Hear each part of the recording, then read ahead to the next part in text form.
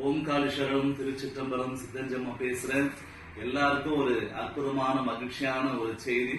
என் மேல அளவு கடந்த, என் மேல அன்பும் பாசம் கொண்ட என் அன்பு சகோதரனே சொல்லக்கூடிய பிரகாசனந்த சுவாமிகள் மலேசிய திருநாட்டுல அண்ணாமலையார் தேவஸ்தானம் குஞ்சாலம் இடத்துல அவரு அண்ணாமலையார் ஒரு திருக்கோயில் கட்டி இருக்கிறாரு. இருந்தாலும் அவருடைய நினைவுகள் எப்பவுமே தோன்றது என்னன்னா, ராஜேந்திர சோழன், ராஜராஜ சோழன் மகனுடைய மகன் ராஜேந்திர சோழன் கடாரம் கொண்டான்னு சொல்லுவாங்க. மலேசிய திருநாட்டுல அவர் 1000 வருஷத்துக்கு முன்னாடி போய் ஒரு கோவில் கட்டி இருக்கிறாரு. அது பல படையெடுப்புகளால சிதலம் அடைஞ்சிருக்குது.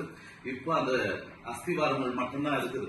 அவரு சின்ன பொழுதுல இருந்தே பிரகாசனந்த சுவாமிகளுக்கு நம்ம மலேசிய நாட்டுல தமிழர்கள் போற்றக்கூடிய ராஜராஜ சோழன் மகன் ராஜேந்திர சோழனுடைய கனவை நிறைவேற்றணும், அண்ணாமலையாருக்கு கற்கோவில் கட்டணும் அப்படின்றதுக்காக ரொம்ப நாளா அவருடைய கனவு. எப்படி பூசலர் தன்னுடைய இதயத்திலே கற்கோவில் கட்டணும் சிவபெருமானுக்கு நினைச்சிட்டு இருந்தாலும் அது பல்லவ மகாராஜா கனவுல போய் சிவபெருமான் சொல்லி அதை கட்டி இருக்கிறாங்க, வரலாறு சொல்லுது. அந்த மாதிரி ராஜேந்திர சோழனுடைய கனவை நிறைவேற்றதுக்காக சுவாமி அவர்கள் வர 6ஆம் தேதி ஏப்ரல் மாசம் 6ஆம் தேதி ஞாயிற்றுக்கிழமை காலையில 10 மணி அளவுல பூமி பூஜை போட்டு இருக்கிறாங்க.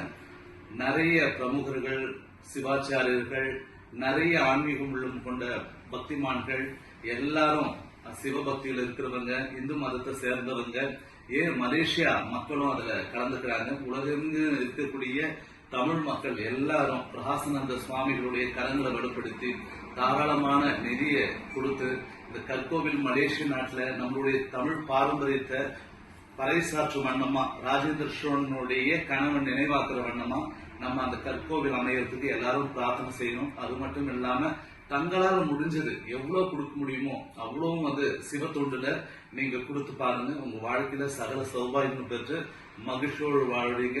எல்லாரும் முடிஞ்ச அளவுக்கு வர 6ஆம் தேதி ஏப்ரல் 6ஆம் தேதி கண்டிப்பா எல்லாரும் அந்த அற்புதமான நிகழ்ச்சியில கலந்து இன்னும் 2-3 வருஷத்துல அற்புதமான கோவில் அந்த இடத்துல நிர்ணயிச்சு அண்ணாமலையாரும் உண்ணாமலை தாயாரும் நம்ம தரிசனம் பண்ணுவோம்.